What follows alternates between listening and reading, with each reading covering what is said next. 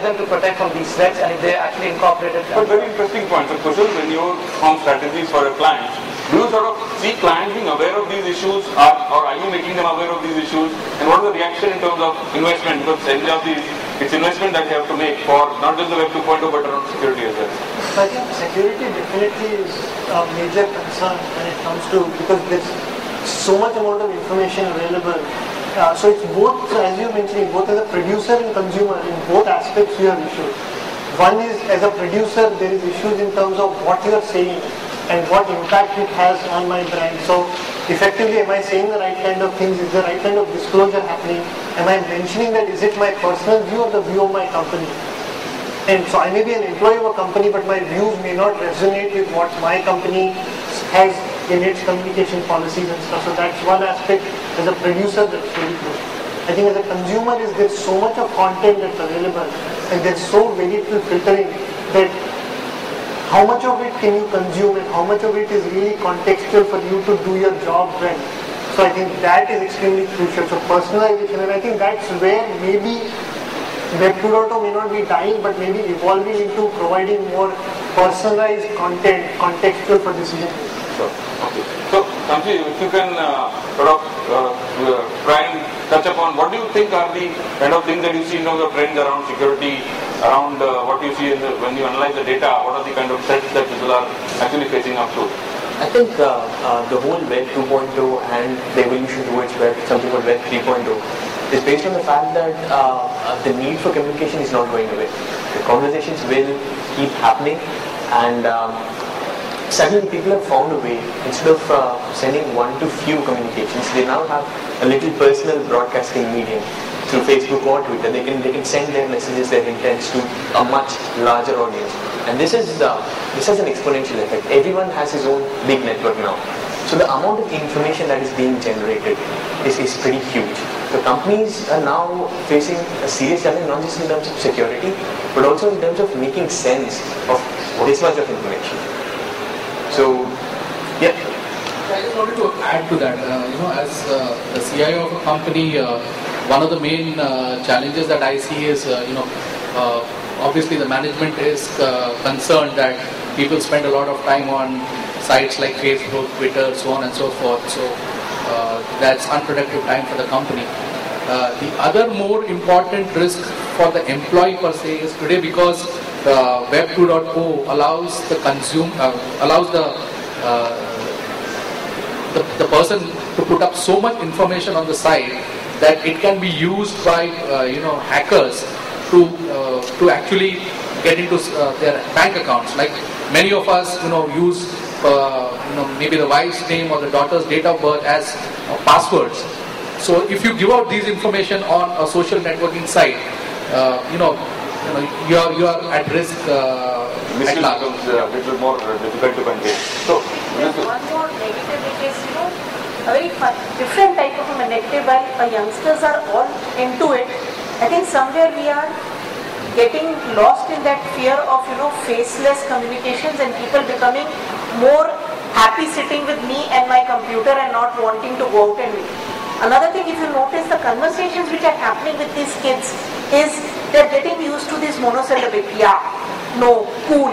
And somewhere as you grow in life, if that becomes a part of your vocabulary and that becomes a part of your standard lifestyle, it can create a problem. In my mind, it is having, while they're known as social networking sites and they're having a huge amount of implications of, yes, everyone's being able to stake people whom you normally would not be able to do it.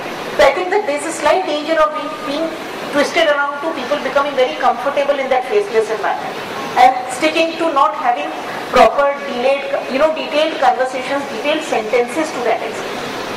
Yeah, and with SMS and microblogging, yeah, it's very dangerous. I mean, you're having a 140 character to have a conversation. Yeah, and kids' spellings are going for a toss also. People are also having 140 character books nowadays, so there is the question of sentence.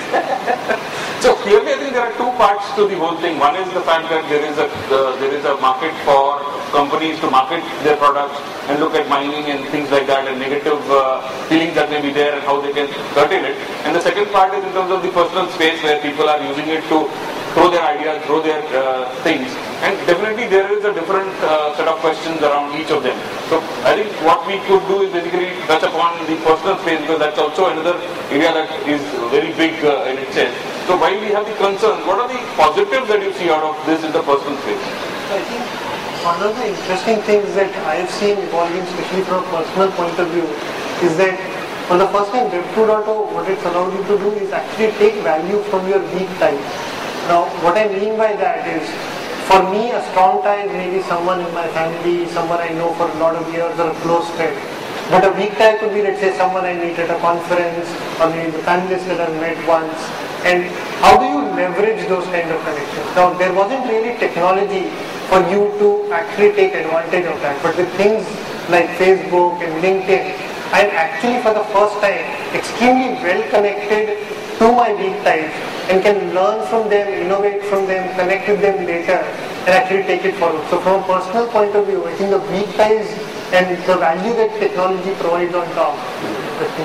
Like recently I was in Hong Kong and I knew an ex-colleague had number of years ago moved to Singapore, and then I heard somebody say moved to Hong Kong. He was on my Facebook account, but it's just that I'm not a very heavy Facebook user personally, and it's not, I don't go to it every day and do it, but I knew that he's somewhere around. And so I was in Hong Kong, then all I did was I logged on to Facebook and sent him a thing saying that, where are you these days? I'm in Hong Kong. And that's it. I mean, in 2 hours time, the two of us had connected, we met the next day. Very choosy about what you consume and what you don't. In two ways. One, your contact circle, Facebook or Twitter, the followers, they kind of determine the source of information. Maybe a degree of trustworthiness or things like that. And then you also use tags and filters to actually sort out the noise and only consume the bits and pieces that you're interested in. That's completely Web 2.0 now. It's a mainstream theme of Web 2.0. It's a tremendous source for gathering the information that we want. I mean, whatever we would like to know, it's readily available over there. We are able to get information and collaborate with people, get our queries sorted out. I mean, be it any vertical, starting from health to civil works, you have everything posted over there and it's readily available for you to see.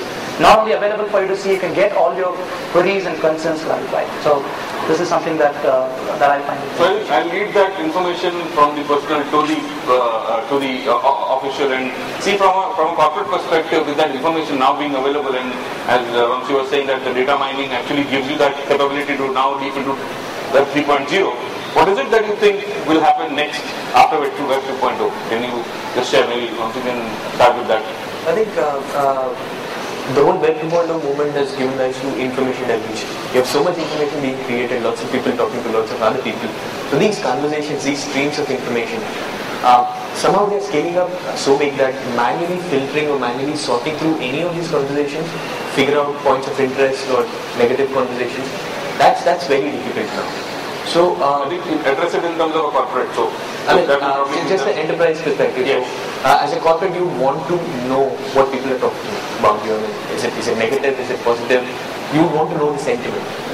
It could be for a particular piece of campaign, a new product launch, or it could be the company in general.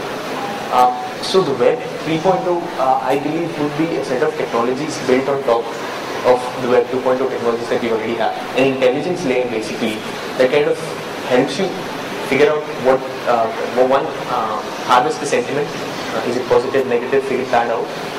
Filter things that are not important to you from that deluge, and also probably give you a capability to address these things real time. So if you see a negative comment of a disgruntled customer somewhere, you would want to ideally respond to him as soon as possible, as close to real time as possible.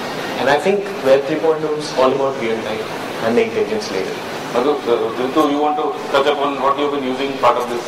Yeah, so like what we do is, as we said, we give an online dashboard to customers which is there, and there are tools which allow it to be there.